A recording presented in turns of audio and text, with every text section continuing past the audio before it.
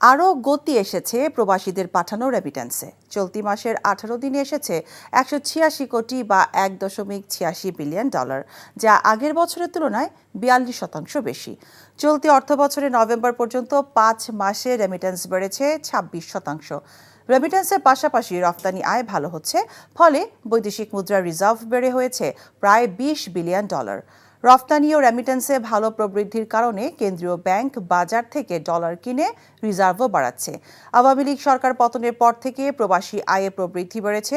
এছাড়া অর্থ পাচার ঠেকাতে কেন্দ্রীয় ব্যাংকের কঠোর অবস্থানের কারণে হুন্ডির চাহিদা কমেছে।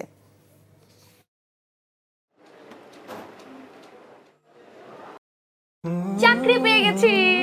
চাকরি? আপনার কি কোনো কমন সেন্স নেই?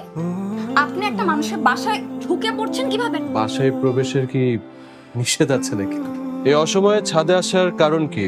নতুন করে কারো প্রেমে পড়লেন নাকি? আমি আকাশ দেখছিলাম, আকাশ দেখতে দেখতে হারিয়ে গেলাম, হঠাৎ করে আপনি আসলেন।